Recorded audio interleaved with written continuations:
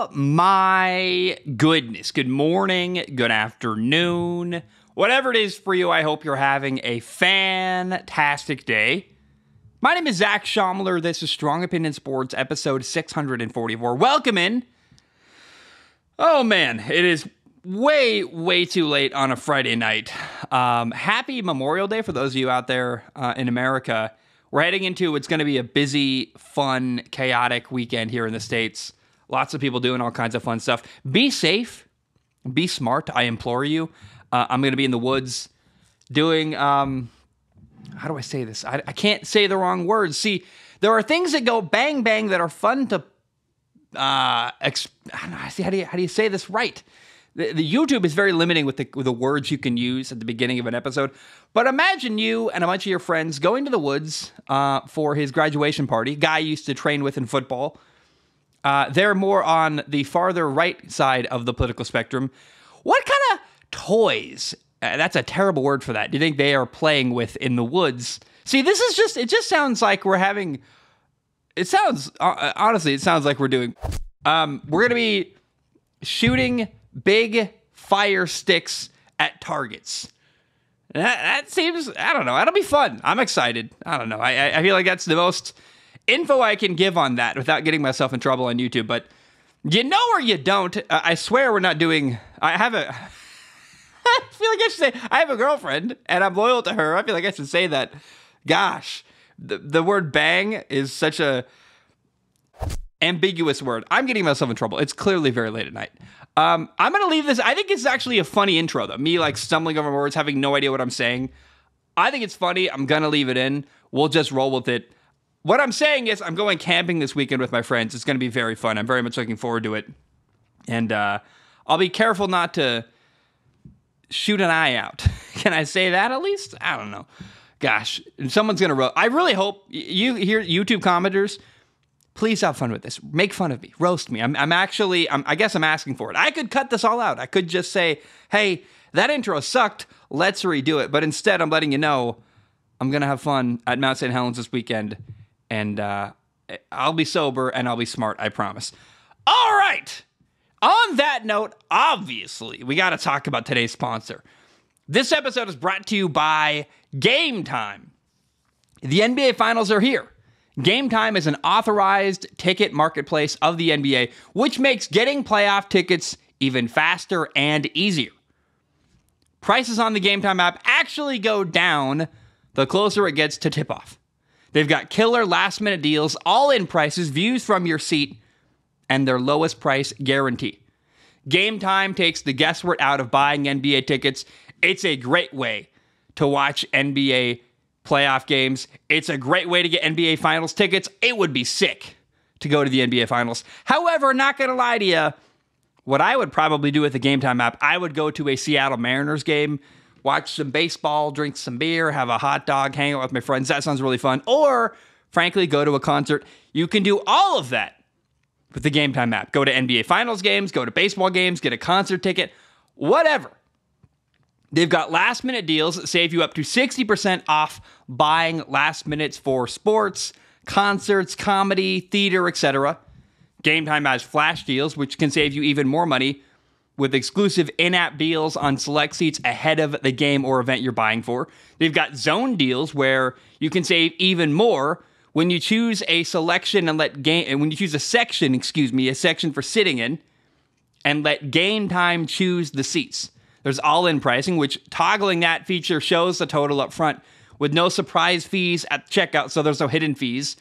And there are seat views on the app, meaning you can click on your seat and get a panoramic view ahead of buying the ticket, so you can see what it's going to look like when you sit in that seat, all in the app. There's a couple ways Game Time has your back.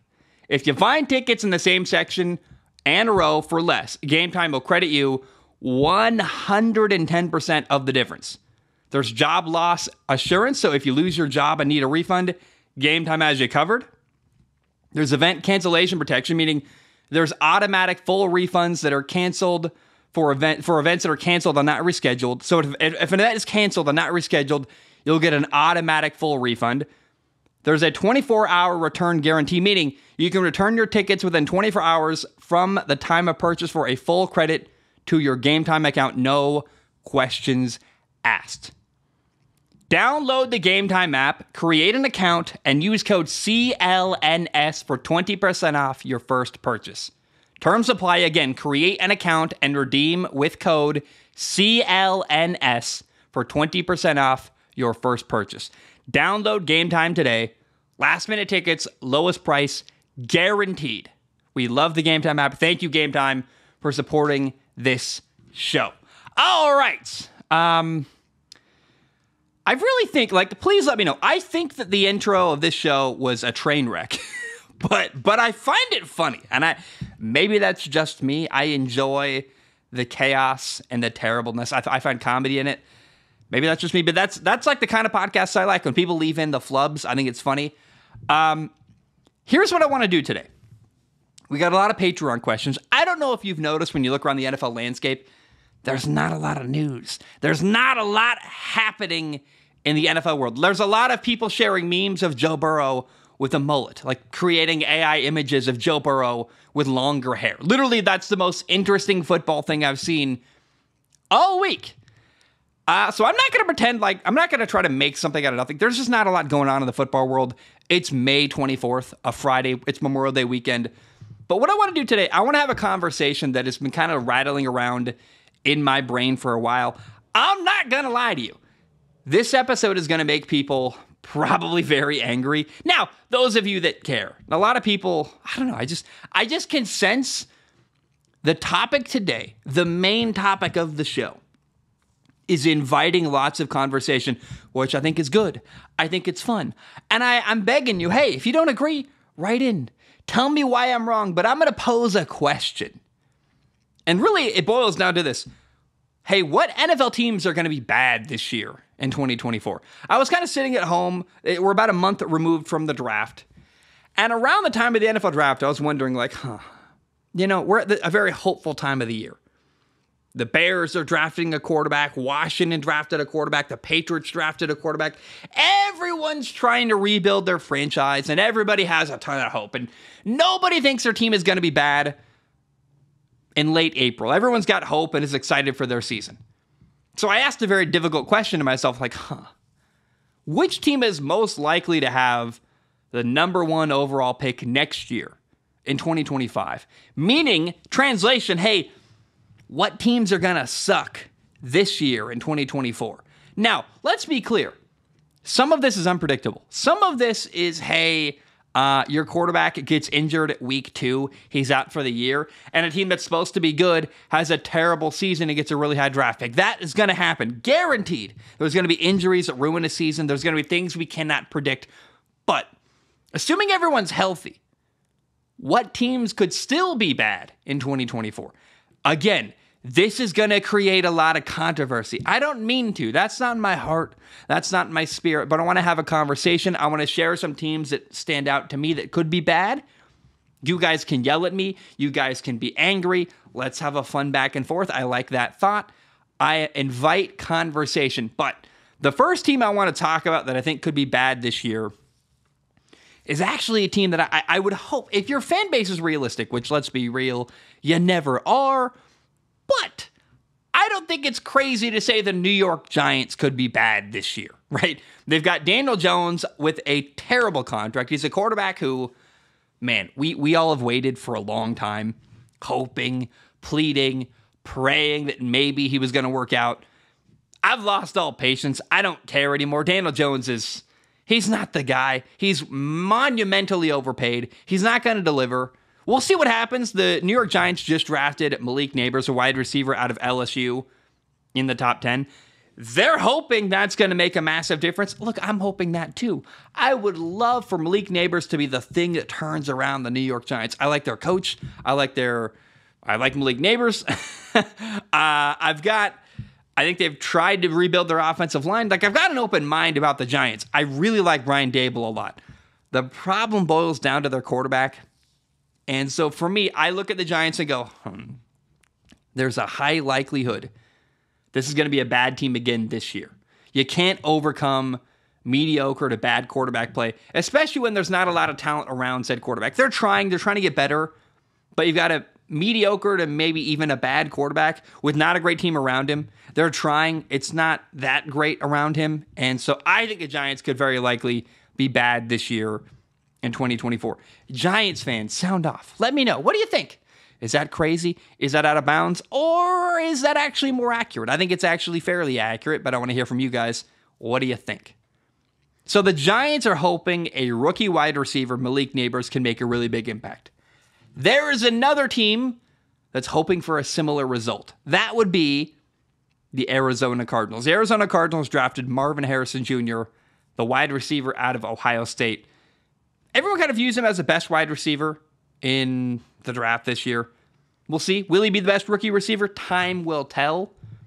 But here's the big thing to remember about the Cardinals. Their quarterback, Kyler Murray, came back late in the year and played the final 8 games of the year after tearing his ACL the year before. So he came back from a torn ACL late in the year, played the final 8 games. And what happened when Arizona got Kyler Murray back? They were better.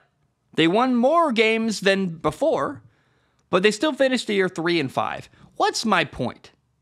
My point is, hey, even with Kyler Murray last year, they weren't a great football team. Is really a rookie wide receiver going to be the difference to make them a much better football team? We'll see. They got Jonathan Gannon going into year 2. They got Kyler Murray fully healthy this year. I have an open mind. I am willing to be wrong about this team. But look, somebody's got to be bad this year in 2024. Not every team in football can be great. I think the Arizona Cardinals are one of the teams in the conversation for being a bad team this year, and therefore deserve to be in the conversation for maybe a team that could have the number 1 overall pick. Now, Cardinals fans, write in. Let me know. I have already gotten write-ins from people angry that disagree. I remember like last week I said, hey, I think the Cardinals could be bad. People were furious. That's okay. But tell me, why am I wrong? What am I missing about Arizona? I want to hear from you. I want to have a conversation. I'm hoping that the things we talk about this episode can carry over to next episode where we can have a deeper conversation, listen to feedback, read a lot of write-ins, have a lot of fun, and enjoy this conversation a little longer.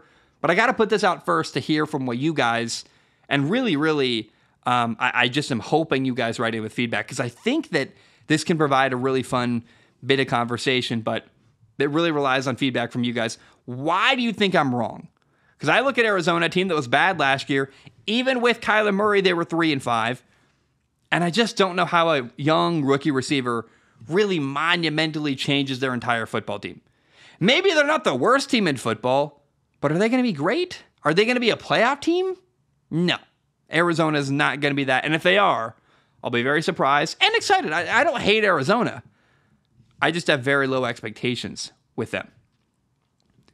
The New England Patriots are a team I am very, very confident in their lack of quality, I guess. I think the Patriots are going to suck this year, quite frankly. Straight up. This is the team that I feel probably the most confident could be the number 1 overall pick next year. The Giants are awful. The Patriots are awful. Jacoby Brissett is their QB1. They drafted a quarterback, Drake May, in number 3 overall. I'm really not a big Drake May fan. His footwork is terrible. His arm strength does not impress me the way I thought it would when I first watched tape. The more I see of Drake May, I'm like, ugh, he's got bad habits, got an average arm, he's got bad footwork.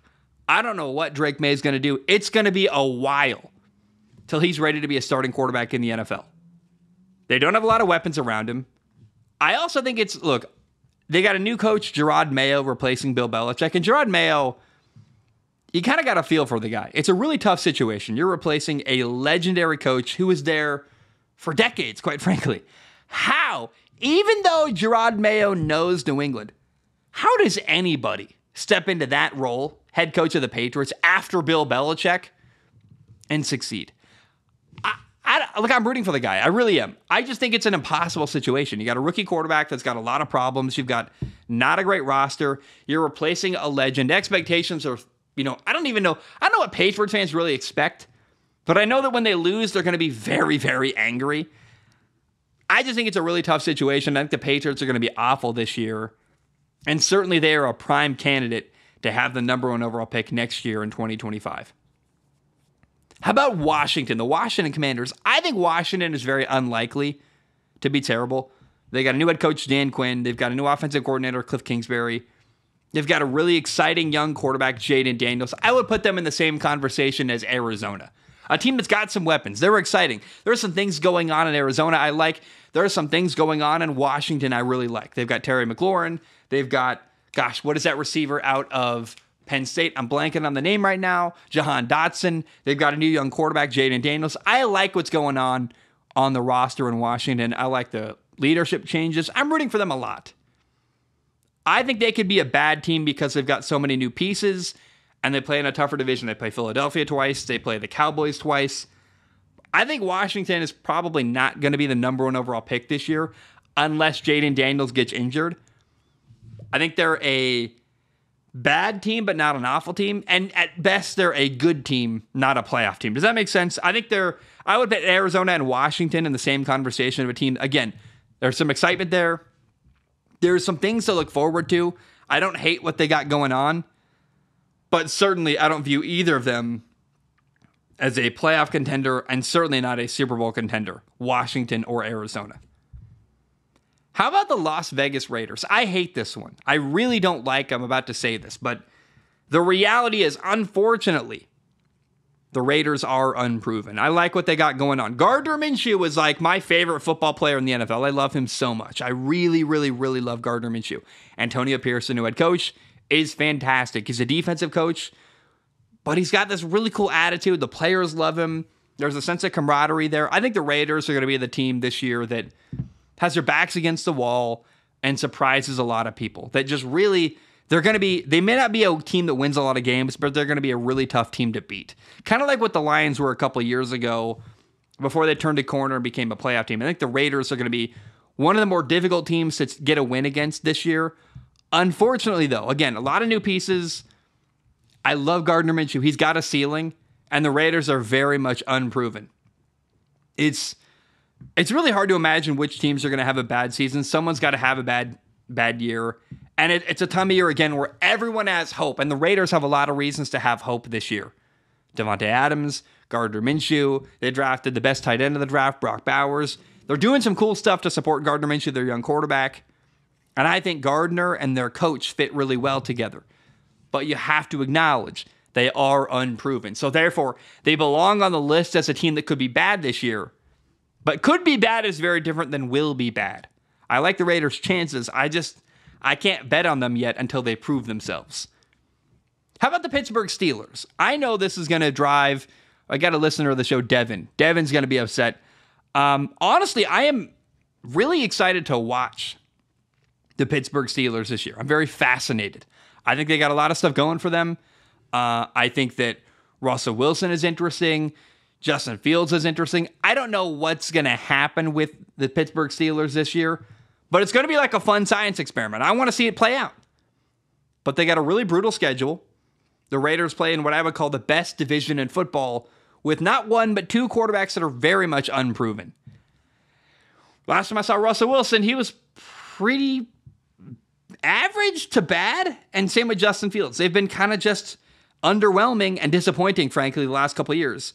You got 2 disappointing quarterbacks with an insanely tough schedule on a new team in the best division in football. It's really hard to bet on the Pittsburgh Steelers this year. I'd like to be wrong. I like everybody in that building. But liking people doesn't mean they're going to win. I have major concerns about the Steelers, and therefore I think they're a team that deserves to be in the conversation as a team that might be bad in 2024.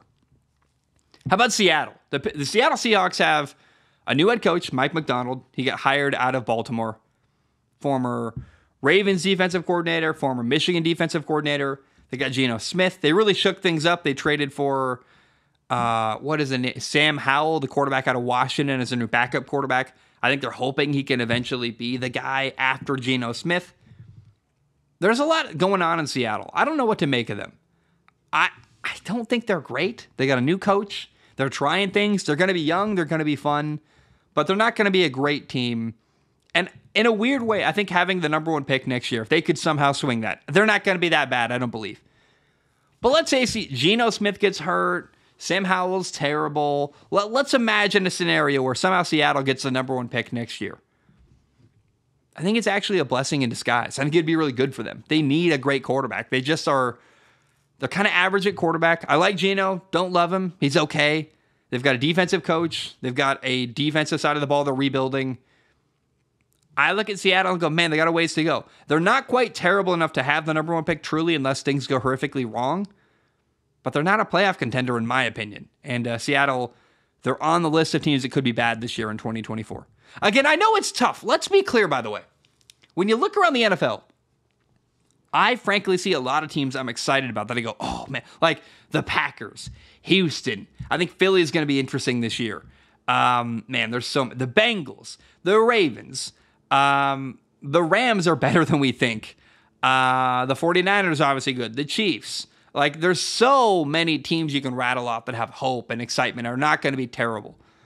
But not every team can be great. And Seattle's one of those teams in the middle where you're like, there's just not I can't nail down a great reason why they're going to be an awesome team this year.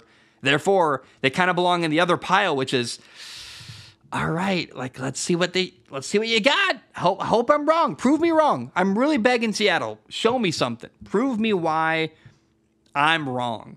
But right now I see Seattle as a team that's got potential to be a bad team in 2024. These are teams that are going to have a losing record. I think Seattle's going to have a winning record this year.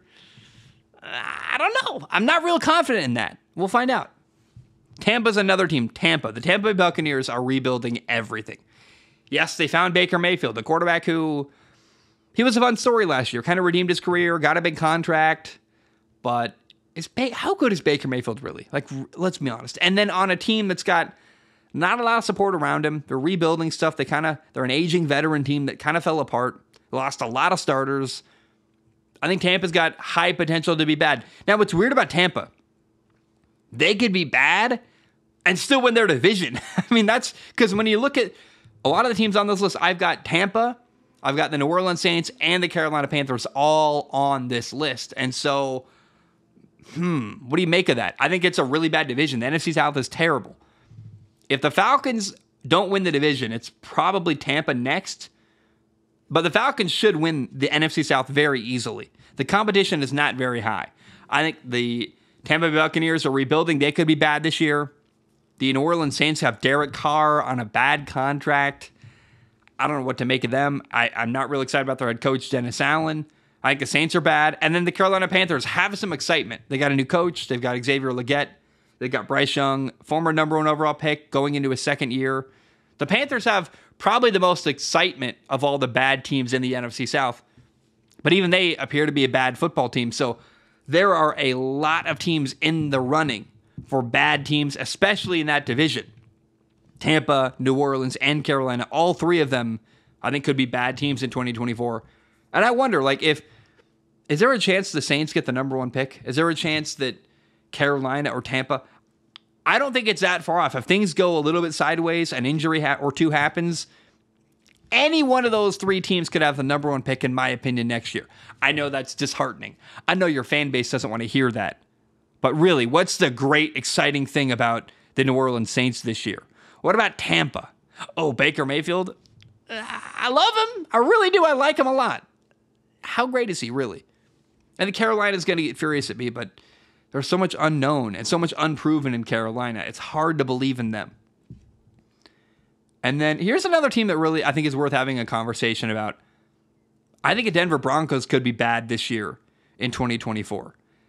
In my opinion, the way I view it, this is really the last opportunity for Sean Payton, the Saints head coach, to prove himself, to show people what he can do. He won a Super Bowl back in 2009.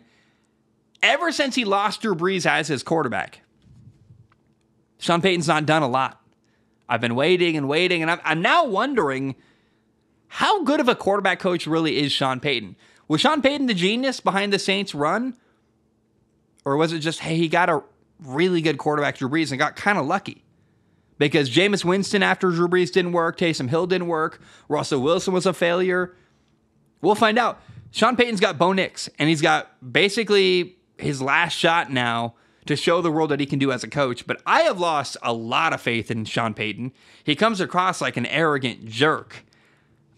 We'll see. I think there's a high likelihood the Denver Broncos actually, unfortunately, could be bad in 2024. And I want to give an honorable mention to the Cleveland Browns. I have a hard time putting the Browns on this list because they've got a lot of talent. And we've also learned watching Cleveland, they're not going to have the number one pick in Cleveland no matter what. No matter how bad Deshaun Watson, their quarterback, plays, Deshaun Watson is on a horrific contract. No matter how bad he plays, we've learned they can win and be competitive, no matter who their quarterback is, no matter how well their quarterback is playing, because the roster is really, really talented in Cleveland. But Deshaun Watson gives me a lot of pause for a lot of reasons, on and off the field, unfortunately. But especially on the field, I'm like, what has he done? I've been waiting, and last year was pretty awful. I don't know that he's a great fit for Kevin Stefanski's offense in Cleveland. They're kind of trying to fit a square into a round hole. It's just like that doesn't work very well. I don't think Deshaun Watson's the right quarterback for the system that's run in Cleveland. Look, I don't know how to say this. I wonder if Deshaun Watson can get back to what he once was, because if he can play at the level he did his final year in Houston, that's an MVP level quarterback. But it's been so long since we saw really good high level play from Deshaun Watson. I think you got to include the Cleveland Browns on the list of teams that could be bad this year in 2024. I'd kind of want to be wrong about that. I really don't hate Cleveland. In fact, I think their roster is incredibly, incredibly talented. But I'm getting tired of waiting. And until they prove themselves, I'm not going to bet on the Cleveland Browns like I have in years past. So, the teams that I think could be bad this year in 2024. And let me know, are there teams I'm missing? But I've got the New York Giants, the Arizona Cardinals, the New England Patriots with their new head coach, Rod Mayo. The Washington Commanders could be bad. The Las Vegas Raiders, unfortunately, I think could be a bad team. The Pittsburgh Steelers have a ton to prove. The Seattle Seahawks could be bad. Tampa, New Orleans, Carolina, all three teams in the NFC South could be bad. And then the Denver Broncos trying to prove themselves with Sean Payton. Really, Sean Payton trying to show us, hey, he's still a good quarterback coach. And then the Cleveland Browns, a team that is not going to have the number one pick, but certainly I don't have a lot of faith in given the last couple of years and what's gone down in Cleveland. All right. Some news broke. I think it was today, but I can't. Don't quote me on that. The Philadelphia Eagles just signed wide receiver John Ross, which who cares? I mean, I got messages about this. People are like, do you see the Eagles just got better with John Ross? I'm like, man, you are really hungry for NFL news. If that's the thing that excites you in the NFL right now, it just shows how little is happening. John Ross was a guy who was incredibly fast at the combine. It led him to be the number 9 overall pick by the Cincinnati Bengals, where he made a lot of money for a guy who did very little in the NFL. Played in 37 games, 62 catches, 11 touchdowns. Since what year was he drafted? Let's find out. How many years has John Ross? I want to say 2017. John Ross draft. John Ross was drafted in, let's find out, 2017.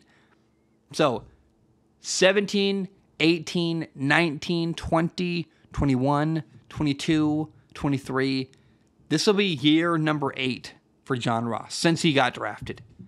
We have been waiting and waiting and waiting. He has done absolutely nothing, man. It's sad. And what's really sad is people still getting excited about John Ross. Dude, it has been years. 1, 2, 3, 4, 5. Oh, then a couple years away from football. Now he's back, I guess. Man, it's been a long time since John Ross did anything in the NFL worth noting.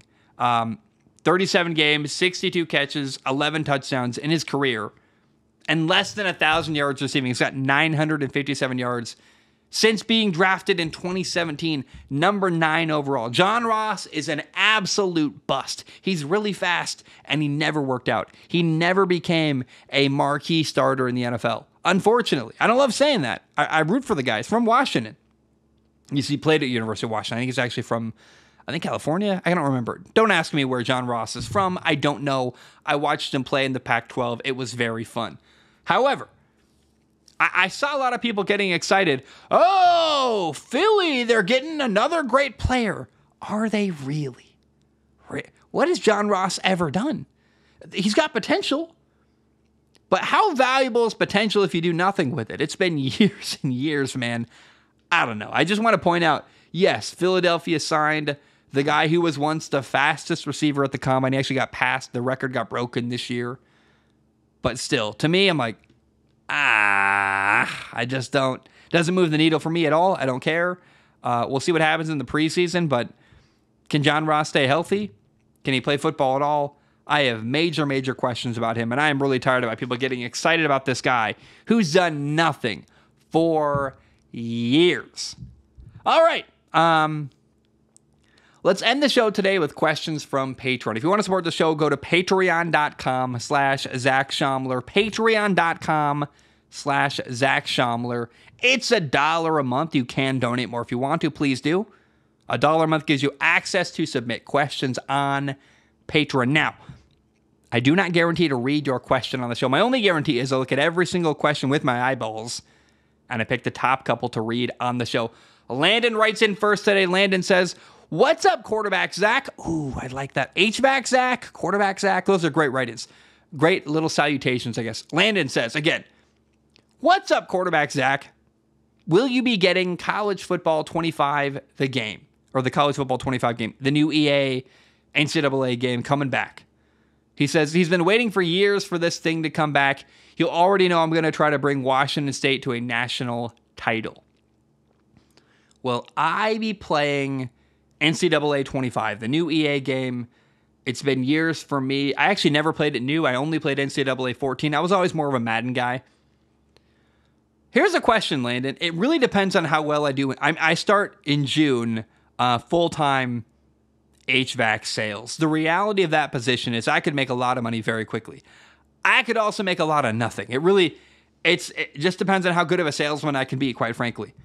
If I kill it in sales, I'm going to buy a PS5 and buy this game. For sure. Like, I want a PS5. I have, the most current game console I have is a Nintendo Switch. I've got a Switch and an Xbox One. I got nothing. I have nothing in the current generation of video game consoles.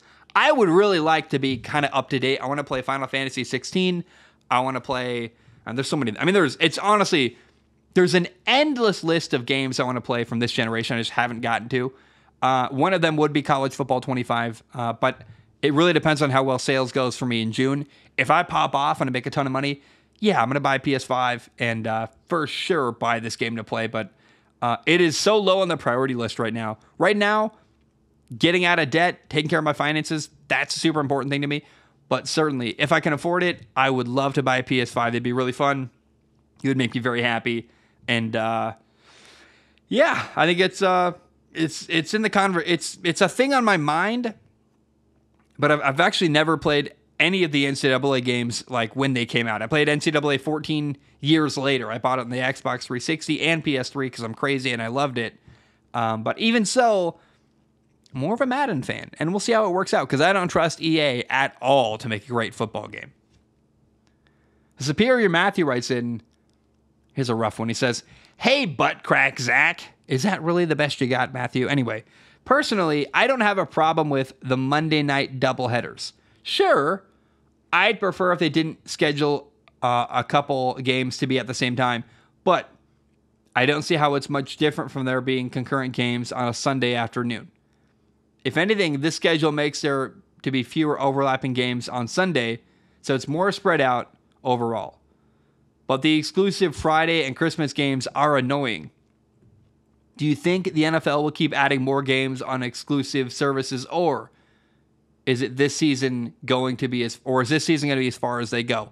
No, if it works out, if everyone watches games on Netflix, they're going to send more and more games to more and more crazy places. I could see a game someday, like an exclusive game on Facebook or something. Like that's the reality we're living in, and that could very much happen.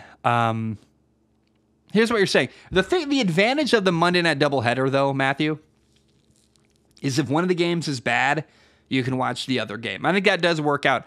I am the rare person who wants to watch all of every game during the NFL season. That's just not very many people. Most people just want to watch a good game, and they pick and choose. I don't really care because I want to cover the NFL, because I'm a nerd about it. I want to watch every game in full. But for the average consumer, I would imagine the Monday night doubleheader not a big deal. The thing that sucks is if they're both great games. What do? You got to kind of flip back and forth and pick one, and that would be really, really difficult. But hopefully, if one of the games are bad, you can watch the other game, and hopefully that game is good. And I like the scattershot of more options, but I don't love the Monday night doubleheader. I really like having one game to focus on, but I think that's just me. I think I'm like the only guy in existence that feels that way. Troy writes in, Troy says, hello to Zach's eyeballs. As a non-football question, who are some of your favorite music artists or music genres? For me personally, one of my favorite musicians is Mac Miller, but I would love to hear yours. My favorite musician of all time is John Bellion. John Bellion is I think he's the best guy alive at making music, man. John Bellion's an inspiration to me. He doesn't care about fame, doesn't care about getting attention. Dude, I listened to a song the other day. It came on my Spotify, recommended. I don't remember who it's by. It was by someone random I'd never heard of before. And I was like, that's John Bellion. What is that? Oh my God, it's his voice. And I looked at it. Sure enough, it's John Bellion's voice.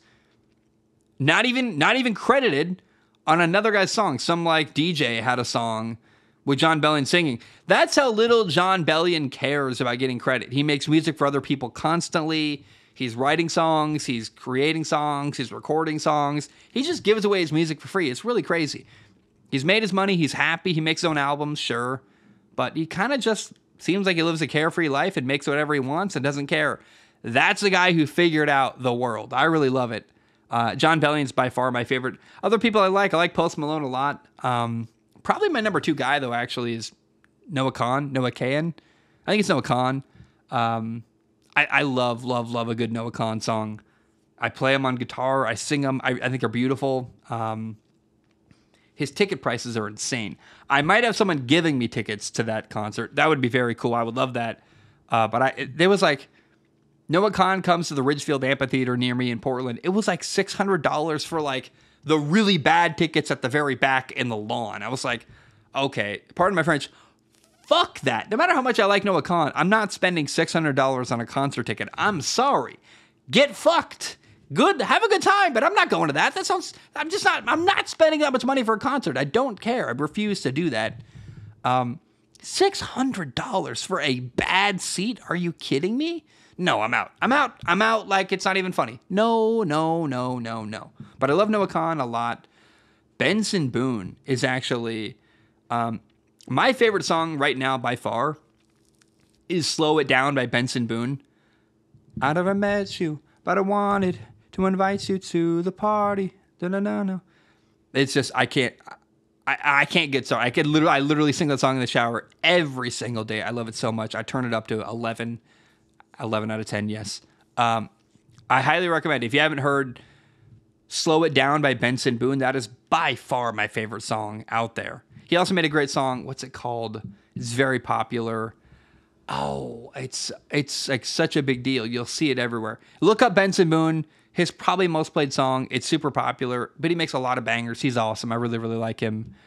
Troy, I hope that answers your question.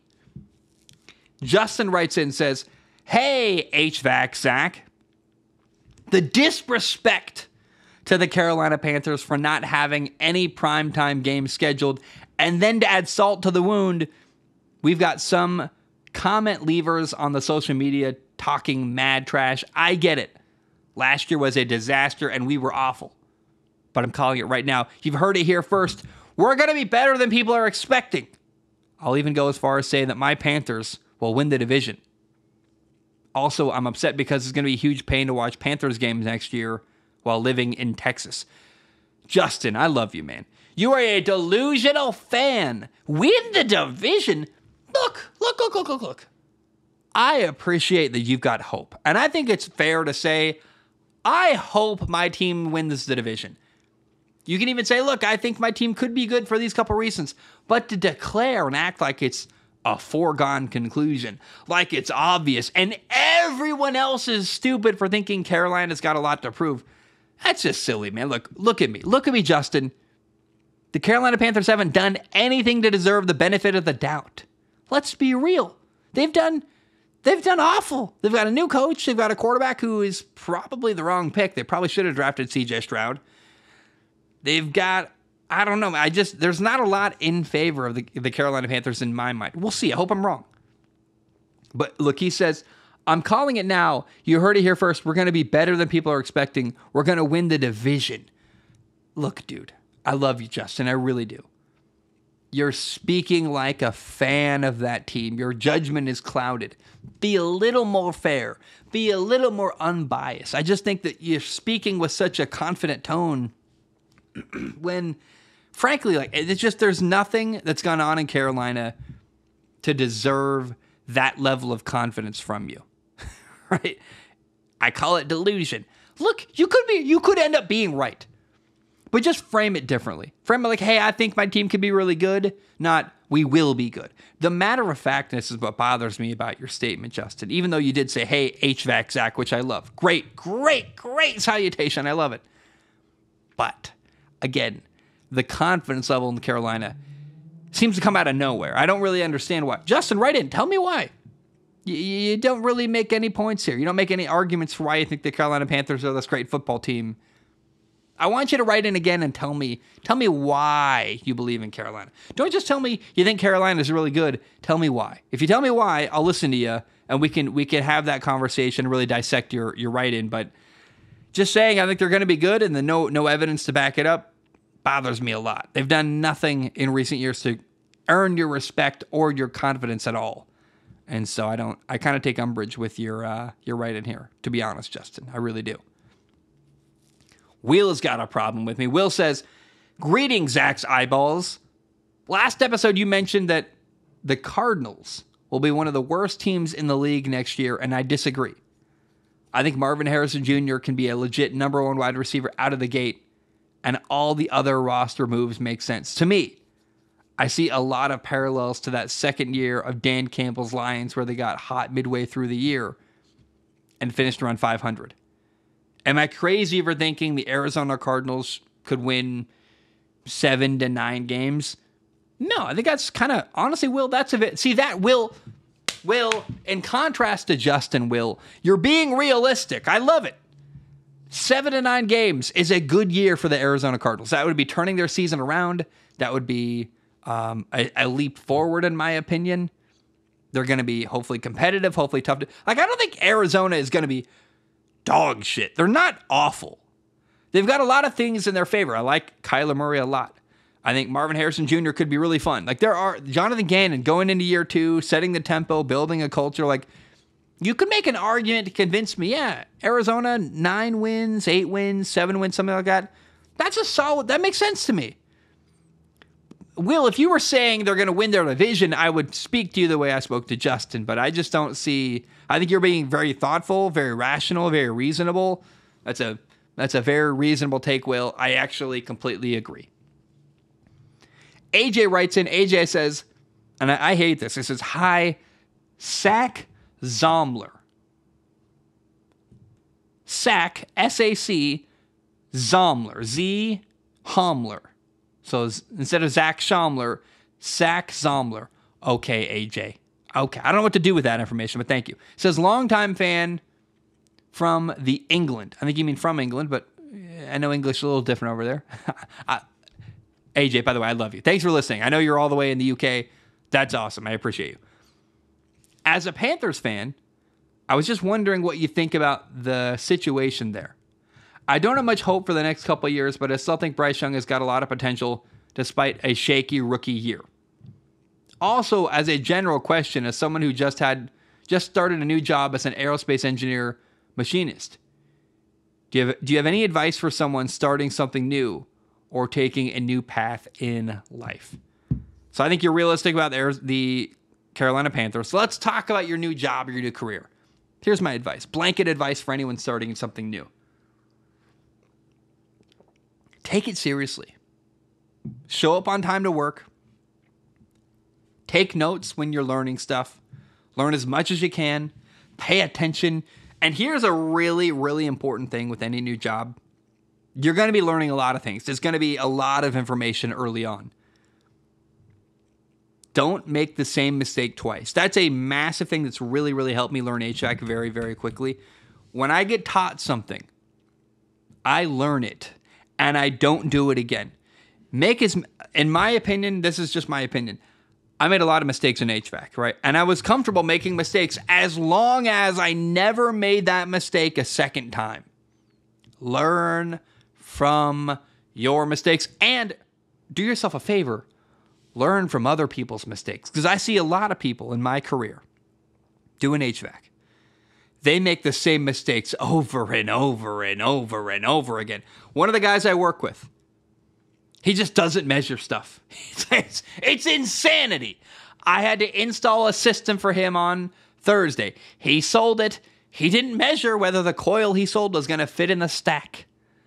I had to get creative. I had to put in a different filter than the one he sold because it literally didn't fit. It's like, hey, you think I can just make up 7 inches that don't exist? I can't. You have to measure. There's a thing called a tape measure.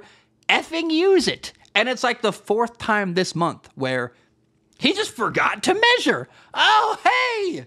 Hey, dude, how about do your job the right way the first time? It drove me, sorry, you can tell it drove me nuts. So my point is, there are people out there that make the same mistake over and over and over and over again, and then wonder why they don't get farther ahead.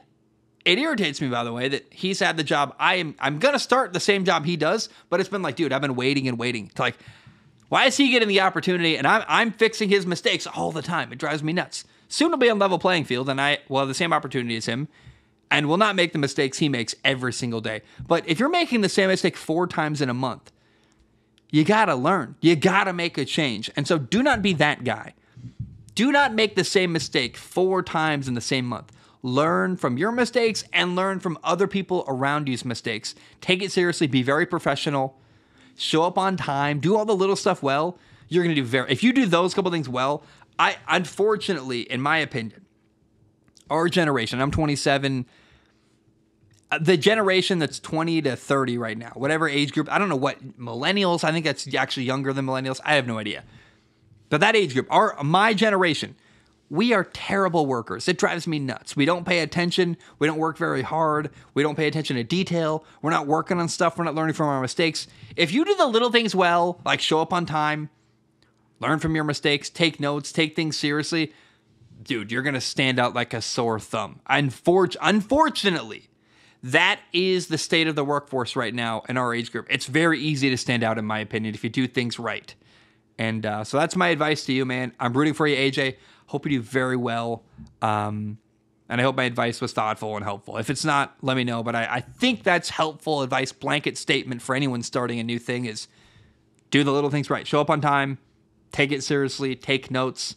And just for the love of God, do not make the same mistakes over and over again. Learn from your mistakes and learn from other people's mistakes. I look at other people screwing up at their jobs and I go, I'm not going to do that. I'm not going to do that. And I'm not going to do that. I know that sounds judgmental, but to me, that's a very, very important thing to do, is be able to learn from other people around you and not make the mistakes they do. Learn from them so you don't have to learn from you making that same mistake as well. Oh, man. NC writes in and says, basketball question. Each era was dominated by a player. It was Bill Russell in the 60s and 70s, then Magic and Bird in the 80s. In the 90s, it was Michael Jordan, followed up with Kobe and then Tim Duncan. They won a lot during their era. LeBron lost more than he won when it comes to the NBA Finals games. He has a losing record in the NBA Finals. The Golden State Warriors were dominant in the LeBron James era, beating him 3 times and winning 4 in total. Steph Curry changed the way the NBA is played now. He's had more impact on the NBA than LeBron. What's your opinion on LeBron's legacy? I think his legacy takes a hit due to the things I mentioned. And see, can I be honest? I don't care. Not because I don't like basketball. I love basketball. I don't care because I hate that we're obsessed with legacy. What's LeBron's legacy? How about we let it play out? How about you don't get to pick what someone's legacy is while they're still playing. The way you determine someone's legacy is when they're old, you look back and go, what kind of opportunities did they create after them? What kind of impact did they have on the game once they were done? You kind of have to wait till they're done to determine legacy, in my opinion. I think it's weird. We're so quick to like make these conversations and be like, oh, what's the legacy of a guy who's still playing? What? I don't know. I don't like it. And I also really hate this obsession of constantly comparing Michael Jordan to Kobe to Tim Duncan to Magic Jordan to LeBron James, Magic Johnson to LeBron James. Like, I just don't give a fuck at all. I really hate NBA. The culture of the NBA, for some reason, basketball culture, is so caught up with comparing all these guys, these greats. I just don't think the conversations are interesting.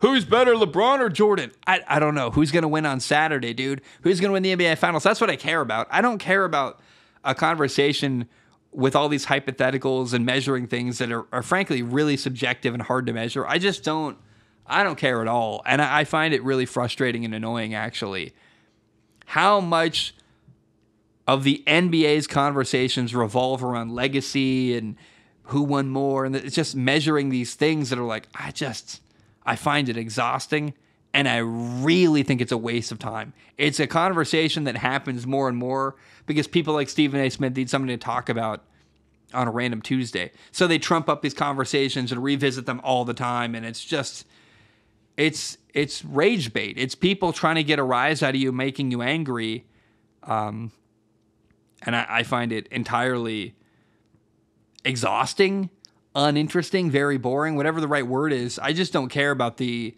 NBA player legacy debate anymore. I'm just like, dude, it just is so, it's so worn out. It's so overdone. It so doesn't matter to me.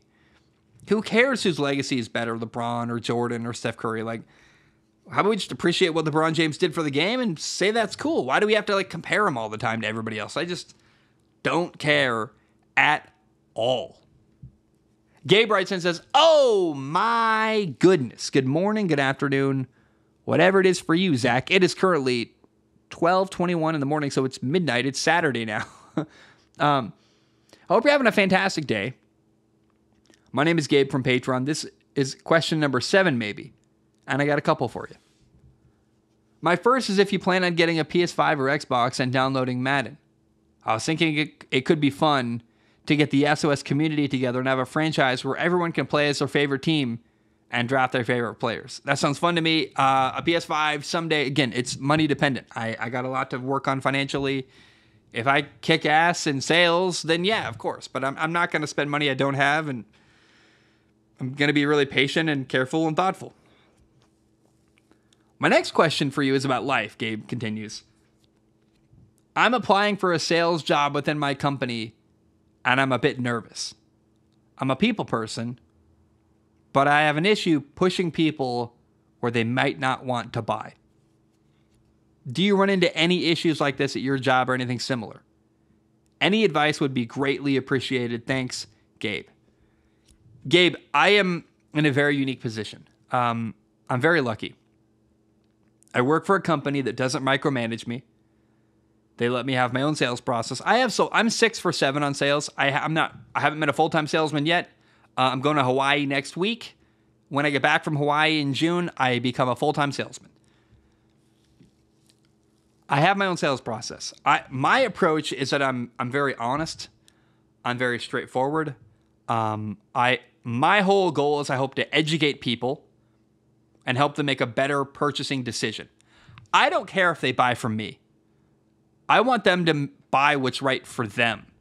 And I try to teach people. I try to help people. And I've found that approach works very, very well to convince people to buy from me because they learn to trust me. I think sales is really all about trust. If people trust you, they're going to buy from you. And part of why people trust me is because I am actually trustworthy. I'm not ever trying to screw people over. I don't steal money from people. I don't sell people bad product. But here's the thing, though, the catch here. I work for a great company. I work for a company that's got high ethics and really good standards, and I sell a product that really genuinely is like the best you can buy. I sell Train HVAC equipment, which is like, they're the best brand. They make incredible, badass furnaces and air conditioning units and heat pumps. And we also sell Mitsubishi heat pumps, which are also fantastic. So it's easy to sell a product you really believe in, that's really high quality, and a service that's really good. I would really not do well selling a product that sucked, that I didn't believe in. I couldn't. I literally couldn't do it. My approach to sales would not work with products that are bad and don't work and are scammy and rip people off. I could not do that kind of sales. I would be awful at it because my approach is about honesty and education and helping people get what they need and solve their problem. So if you're applying for a sales job, I hope you're applying to sell a product that matters. Part of why I moved heaven and earth and was really patient to get this opportunity. I moved from Hawaii to come to this company to get this job doing HVAC sales is because I knew the values were really good. I was never going to have to push people to buy something they weren't comfortable with. I was going to be given freedom. I wasn't going to be micromanaged. And I was literally, truly selling a product that was, I think, the best in the market. I'm actually helping people, in my opinion. I'm helping them solve a problem and giving them a really high-quality product. If you're not doing that, for me, it would be really hard to sell. And so, and I recognize, by the way, I am incredibly lucky. Most jobs in sales, like entry-level jobs, if you're going to start in sales, it's like, hey, go sell pesticides door to door. Go do solar sales where you go, hey, my name is Zach. Are you interested in solar? And they slam the door and say, no, I don't care. And you go knock on like 200 doors a day, and maybe 2 of them answer and actually want to talk to you, right? It's awful. It's really awful. I got really lucky, and part of why I moved from Hawaii, part of why I flipped my whole life upside down is because I knew the opportunity I'm getting at the company I'm at. I work at Able Heating and Cooling doing HVAC sales. It's once in a lifetime. You just don't get your first job in sales is almost never as good as the opportunity I'm getting. I recognize that. I take it very seriously, and I'm really, I'm doing everything I can to maximize my opportunity. But my advice, man, to you going into sales, remember, I'm new to sales too. I want to be honest, but I think I've really thought this through a lot. You want to sell a product you actually truly believe in, and you want to do it in a way you can sleep at night. And for me, the way I sell, I don't even really view it as sales. I view it as helping people. I really, truly, like, I show up to their house, I ask them a ton of questions, I find out what their problem is, and then help them determine what options they have to solve their problems. And I educate them, and then I just kind of take my foot off the gas and let them make a decision. And so far, I'm 6 for 7. Almost everyone I've talked to likes me, and they buy from me because they trust me and because I'm not applying pressure at all. I've had a guy, I sold to a guy the other day that I've been talking to since February. And I just, once a week, I reach out and say, hey, man, I'm thinking about you again. I'd love to meet, love to talk to you. I don't apply pressure. I never pressure him at all. But I remind him that he matters to me and that I'd still want to help him solve his problem. And once he was ready to make a decision, I was the guy he called because I'd been the one consistently talking to him and keeping in touch and helping him with education and teaching him things here and there. And those are kind of my philosophies and values in sales. And I just think that transparency, like I am extremely transparent. When there's bad news, a lot of people will tell you, don't tell people that. And I'll say, nah, fuck that. I'm telling them that because if I was buying from someone, I would want to know the bad thing. And again, I'm lucky I work at a company that allows me to be honest with customers and literally tell them stuff that is kind of radically honest. I'm like, hey, we fucked up. And I'm sorry. And I tell people that sometimes. I'm like, look, and you know what? That earns you a ton of goodwill. They really, when you tell a customer something that makes your company not look the greatest, it actually earns their trust because you're being honest. You're admitting to your flaws. You're apologizing. You're owning the mistake. And then you're trying to fix it for them. And that kind of stuff goes a long way, man. People really trust you when you're extremely honest and transparent and vulnerable. And so I try to do sales the same way I do life. I don't have any tactics, really. I just try to be myself exactly. Honest, straightforward, authentic, and helpful. And for me, that's worked really well. But it really requires a willingness to be very honest and very vulnerable. And I don't need the sale. I try to look at every person I talk to as, hey, if you buy from me, that would be amazing. But if you don't, also, I just hope you have a good experience and whatever you end up doing is right for you. And you may not buy for me, but I hope you buy the right thing for you. And again, I'm only 6 for 7. Like I'm not, my numbers aren't, I don't have a crazy bunch of experience doing this, right? I don't have a ton of sample size. But what I do know is that I've walked into situations where people, A, weren't even planning on buying and ended up buying from me. Or B, it was literally not even, I was there to be a technician to fix something, right? And I ended up selling them a whole new system because I just talked to them. And I'm like, hey, I think you should do this. And in the conversation, they realize why I'm right. And because I'm honest and straightforward and not pushing them at all, that approach has worked. So not to get passionate about sales, but I really, really actually enjoy sales a lot. I love talking to people. And I think that my approach works very well, and it's gotten a lot of good responses so far. We've got a lot of questions left. I'm going to save some of them for next week. I'm really afraid of not having a good show next week at all. So the questions we haven't answered yet, I'm going to put a mark here and say that we haven't gotten to them yet. I'm going to answer one more question and then call it a day. Let's talk to... Oh, man.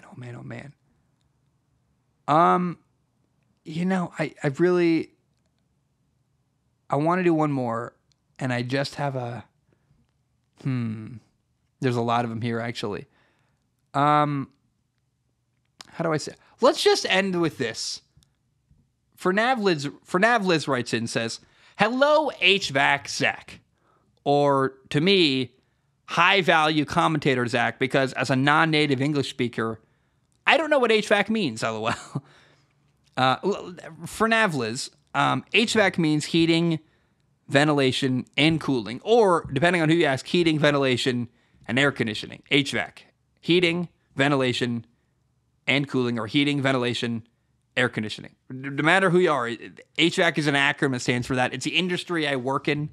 For a long time, I've been a technician in the HVAC world, where I installed and fixed furnaces and air conditioning units, and I got pretty good at understanding how HVAC works, and I worked very hard to learn lots of things very quickly. Got my license in a month, actually. I'm very proud of that. Now I'm moving into HVAC sales, so I'm selling equipment and selling full systems, but that is what HVAC stands for Navliz. I appreciate you listening.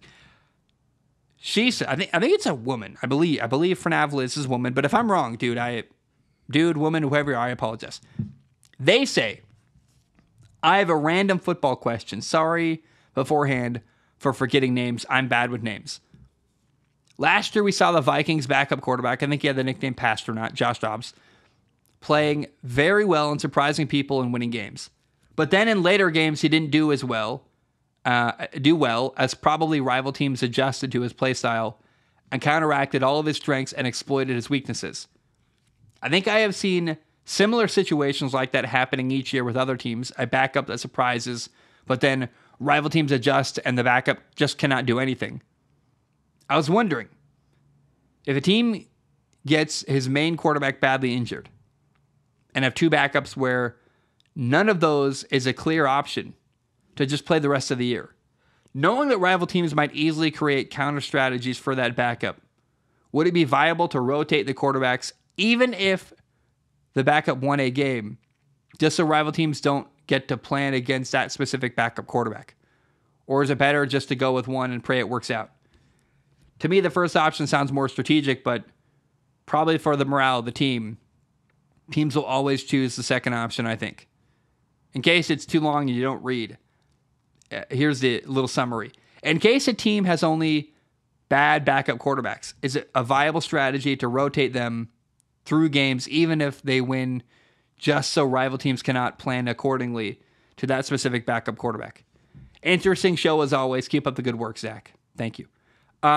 Here's what, for Navlis, I think the thing you're missing is that you're just massively oversimplifying what happens here. And let me also be very clear. I think if you have a quarterback, you pick one, you try to give that guy confidence, and you support him as best you can. But teams don't just figure out a quarterback.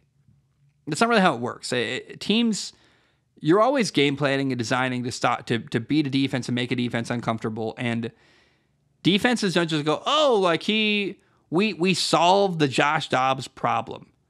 You're always making adjustments and trying to stop a team, sure. And you do figure out little things here and there, but it's more that it's less that a player gets figured out and more that a defense is making adjustments to the system in general, no matter which quarterback is playing. Oh, hey, they call this play a lot on third down. Let's maybe run this defensive play call to counter what they do on third down often, right? It's a game of cat and mouse, and really it's a game of chess where you're making adjustments and trying to get ahead of the other one. I just think that you're again, do teams figure out the strength and weaknesses of the quarterback and exploit that? That's just oversimplifying what happens, and I just don't think it really happens that way. You don't go, ding, ding, we figured out, I don't know, Jake Browning suddenly, and now we're going to stop Jake Browning every time. It's Jake Browning is making mistakes. If you as a quarterback are doing everything right, no one can stop you. Like that, let's be honest. Nobody can stop good quarterback play, truly. No matter what you're doing. If a quarterback does his job properly, you can't stop him. A quarterback only stops himself. I know that's a crazy thing to say, but that's true. Like, to me, truly, like, offenses are designed to be successful. And if you do everything in your power, you will always succeed, or very much almost always succeed in the NFL. That's just how it is. That's how football works. So in my opinion, I think you pick a guy, you commit to him, you give him confidence, you try to work with him, you try to teach him and coach him as best you can to put him in a position to be successful. And then hopefully said quarterback makes good decisions and makes good choices to allow your team to succeed. But I don't think rotating backup quarterbacks is a good idea to keep a team from figuring out your backup quarterback. It's just that's not really how it works in my opinion. And I hope that makes sense. If that doesn't make sense, by the way, write in next week, because I'm very much willing to follow up and clarify if my explanation of that wasn't great, but I think that made sense. And if it doesn't, again, let me know, because I want to clarify even further. Guys, I love you. I appreciate you. Hope you have a great day. Enjoy Memorial Day weekend. It's going to be incredible. I really hope you have a great time. I love you. I appreciate you. Have a great day. And bam, we are done. Oh my goodness. Good morning, good afternoon. Whatever it is for you, I hope you're having a fantastic day. My name is Zach Schaumler. This is Strong Opinion Sports, episode 644. Welcome in. My goodness, we're heading into Memorial Day weekend. Be very safe. If you're in America, be safe. Have fun. I'm going camping with my friends this weekend. Guys, we're going to Mount St. Helens, going to go camping way up there in the woods, and I just have fun hanging out. I'm excited to be in the woods and chill with my friends. It'll be very cool. I hope you're safe and enjoy Memorial Day weekend this weekend. Now, before we get any further into the show, I got to tell you about today's sponsor. This episode is brought to you by Game Time.